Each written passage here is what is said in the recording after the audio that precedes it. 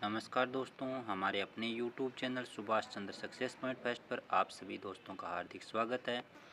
दोस्तों, आज है 12 अगस्त 2022 और आज विश्व हाथी दिवस है। सबसे पहले विश्व हाथी दिवस की आप सभी को हार्दिक शुभकामनाएं और उम्मीद है कि आप सभी भी जो विश्व हाथी दिवस है इस पर हाथियों को बचाने में पूरा सहयोग करेंगे और हाथियों की जो संख्या है वो धीरे धीरे कम हो रही है, उसको बचाना है।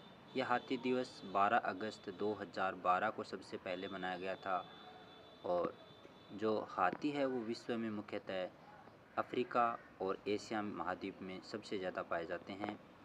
अब हम चर्चा करते हैं आज के टॉपिक की और आज का टॉपिक है सुप्रीम कोर्ट और कॉलेजियम प्रणाली। उससे पहले मैं आपको रक्षाबंधन 2022 की आपको हार्दिक शुभकामनाएं देता हूं और आशा करता हूं कि ये भाई और बहन का पवित्र त्यौहार आपके जीवन में अपार खुशियां लेकर आए और आप हमेशा सुखी रहें और अच्छे बने रहें, स्वस्थ रहें और अपनों का सभी का आपको साथ मिलता रहे। शुरू करते हैं आज का टॉपिक सुप्रीम कोर्ट कॉलेजियम प्रणाली। तो सबसे पहले मैं इसकी चर्चा करता हूँ, क्या है ये कॉलेजियम प्रणाली। सबसे पहले हम देखते हैं भारत में जजों की नियुक्ति और हस्तांतरण संबंधी प्रणाली है और इसका संविधान में कहीं भी जिक्र नहीं मिलता है, न ही किसी कानून में इसका जिक्र मिलता है। प्रणाली का विकास सुप्रीम कोर्ट एससी के निर्णयों के माध्यम से हुआ है और जजों द्वारा जजों की नियुक्ति वाली ये प्रणाली है। जजों का हस्तांतरण जजों द्वारा ही किया जाता है। यह हमारे भारत की सुप्रीम कोर्ट के अंदर जो जज नियुक्ति है उससे संबंधित प्रणाली है। सुप्रीम कोर्ट कॉलेजियम अध्यक्षता करते हैं सीजेआई। इसके अंदर 4 अन्य वरिष्ठतम न्यायाधीश भी शामिल हैं। आगे हम देखें कैसे हुआ कॉलेजियम प्रणाली का विकास। तो 2 नंबर टॉपिक में हम देखते हैं, नए संविधान में नए कानून में इसका जिक्र किया गया है। कॉलेजियम प्रणाली न्यायपालिका और कार्यपालिका के बीच दशकों तक चले संघर्ष के कारण उत्पन्न प्रणाली है। 1970 के दशक में यह संघर्ष इसका चरम पर था और कोर्ट की संरचना में बदलाव की घटनाएं कोर्ट पैकिंग के नाम से जानी जाती हैं या कोर्ट पैकिंग इनको कहा जाता है। उच्च न्यायालय के न्यायाधीशों का सामूहिक स्थानांतरण किया गया है। इसमें 1973 का सीजेआई नियुक्ति विवाद है वो इसमें मुख्य घटना मानी गई है। 24 अप्रैल 1973 केशवानंद भारती विवाद में निर्णय से इसका विवाद है ये शुरू हुआ था। संविधान की मूल संरचना का सिद्धांत इसमें दिया गया है। 13 न्यायाधीशों की संविधान पीठ 7:6 में इसका निर्णय दिया गया, जिसमें 7 पक्ष में और 6 विपक्ष में शामिल थे। जजों के संख्या के बारे में बताया गया है। 6 में से एक थे एएन राय। 25 अप्रैल 1973 को एएन राय सीजेआई नियुक्त किए गए। इसके बाद में आगे देखें, एएन राय सबसे वरिष्ठ नहीं, 3 अन्य वरिष्ठ जन भी थे जो कार्यपालिका द्वारा न्यायपालिका के कार्य में हस्तक्षेप के नाम से इस घटना को जाना जाता है, क्योंकि एएन राय से 3 वरिष्ठ अध्यक्ष जो न्यायाधीश थे वो भी सुप्रीम कोर्ट में थे। उन तीनों को छोड़कर एएन राय को वरिष्ठ सीजेआई बनाया गया था, इसलिए विवाद शुरू हो गया था। जजों की नियुक्ति हेतु एक व्यवस्थित प्रणाली की इसलिए आवश्यकता हुई क्योंकि इसमें कार्यपालिका है उसके द्वारा न्यायपालिका के कार्य में जो रुकावट थी या बाधा थी वो उत्पन्न की गई थी, इसलिए इस प्रणाली का विकास है वो शुरू हुआ था। इसके बाद में हम थोड़ा सा आगे बढ़ें और टॉपिक में चर्चा करते हैं अगले टॉपिक में, अगले पॉइंट में। 3 नंबर टॉपिक में देखते हैं कैसे हुआ कॉलेजियम प्रणाली का विकास। तो फर्स्ट जज केस 1981 में हुआ। एसपी गुप्ता केस के नाम से इसको जाना जाता है। संविधान में जजों की नियुक्ति के लिए परामर्शी प्रक्रिया अपनाई गई। नियुक्ति के लिए परामर्श शब्द का उपयोग किया गया। निर्णय की बात करें तो परामर्श शब्द की व्यवस्था या सहमति के रूप में इसको जाना जाता है या तौर पर नहीं। सीजेआई की राय सरकार के लिए बाध्यकारी नहीं है। जजों की नियुक्ति में कार्यपालिका को प्राथमिकता देना। सीजेआई की भूमिका केवल परामर्श तक सीमित और 12 वर्ष तक रही थी, ये व्यवस्था बनी रही। और ये जो फर्स्ट जज केस है 1981 की घटना है एसपी गुप्ता केस के माध्यम से ये सारी बातें हैं वो विचारणीय हुई या प्रकाश में आई। इसके बाद में सेकंड जज केस है वो 1993 में आया। 9 जजों की बेंच ने एसपी गुप्ता केस के निर्णय को खारिज कर दिया था। इसके बाद में उच्च न्यायपालिका में न्यायाधीशों की नियुक्ति और स्थानांतरण के लिए कॉलेजियम प्रणाली की शुरुआत की गई थी। न्यायपालिका की स्वतंत्रता और अखंडता की रक्षा शीर्ष अदालत का काम है। नियुक्ति और तबादलों में सीजीआई को प्राथमिकता प्रदान की गई थी। इसके बाद में अगला जो टॉपिक है उसमें हम देखते हैं कैसे हुआ कॉलेजियम प्रणाली का विकास। तो परामर्श न्यायिक नियुक्ति में सीजीआई की प्राथमिकता को कम नहीं करता है। कॉलेजियम प्रणाली की शुरुआत सीजीआई द्वारा अपने 2 वरिष्ठतम सहयोगियों के परामर्श में यह सिफारिश कार्यपालिका द्वारा मानी जाएगी। पुनर्विचार के लिए भेजा जा सकता है, अंततः सिफारिश मानना आवश्यक होगा, ये इस बात में कहा गया। थर्ड जज केस में 1998 में हम बात करते हैं। राष्ट्रपति के.आर. नारायण ने संविधान के अनुच्छेद 143 सलाहकार क्षेत्राधिकार के तहत परामर्श शब्द के अर्थ पर सर्वोच्च न्यायालय से सुझाव मांगा। राष्ट्रपति सुप्रीम कोर्ट से कानूनी मामलों पर सुझाव ले सकते हैं। सवाल की बात करें तो क्या सवाल था? क्या केवल सीजीआई की एकमात्र राय परामर्श के तहत आएगी या कई न्यायाधीशों की आवश्यकता होगी? सुप्रीम कोर्ट ने कुछ निर्देश दिए इस प्रश्न का जवाब देने के लिए।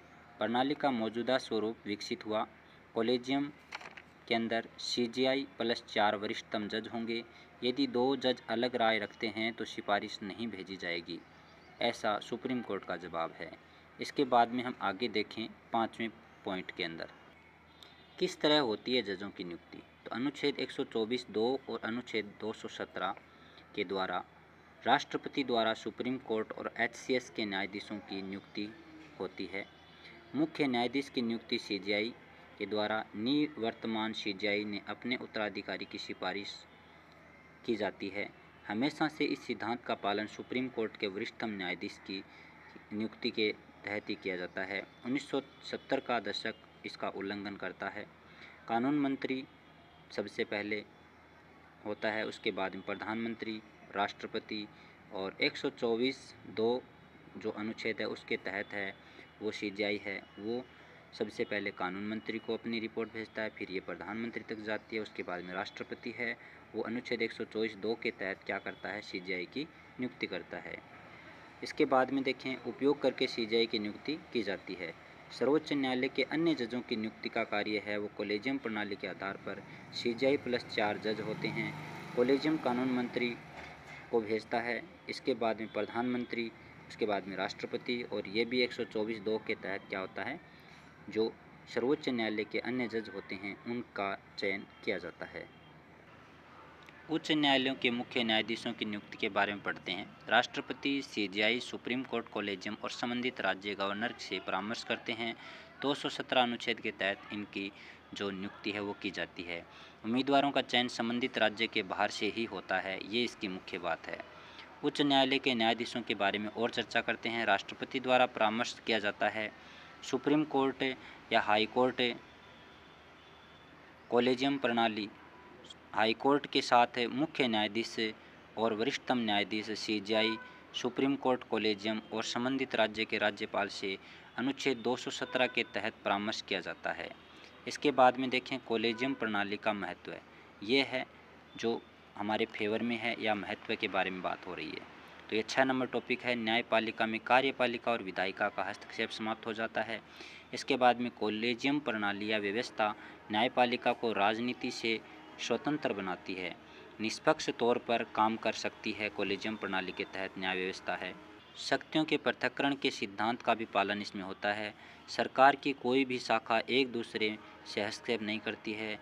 हाई कोर्ट के न्यायाधीश इस दबाव में उनका तबादला किसी भी खराब जगह कर जाएगा या कर दिया जाता है, इस प्रकार से होता है। दबाव में सरकार के खिलाफ कोई निर्णय नहीं ले पाते हैं। कॉलेजियम व्यवस्था से यह दबाव समाप्त हो जाता है।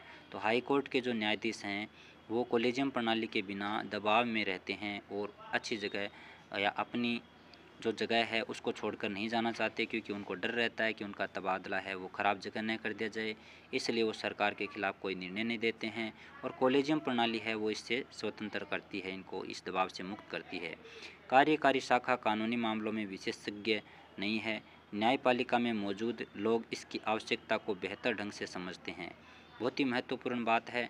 यह 6 नंबर टॉपिक है जो कॉलेजियम प्रणाली के जो फ़ायदे हैं वो बता रही है या महत्व को उजागर कर रही है।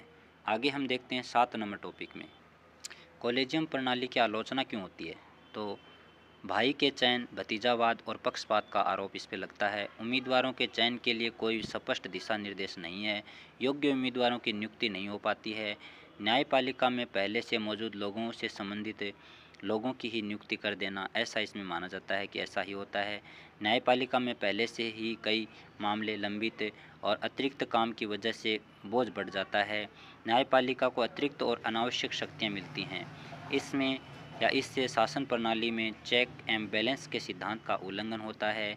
न्याय प्रणाली में गैर पारदर्शिता बढ़ती है और जज स्वयं ही नियुक्ति कर देता है, कोई हस्तक्षेप इसमें नहीं किया जाता है। आगे की राह की बात करें कि आगे इसमें क्या होने वाला है, तो न्यायिक रिक्तियों को भरना सरकार की सभी शाखाओं का दायित्व होता है, केवल न्यायपालिका इसके लिए जिम्मेदार नहीं है।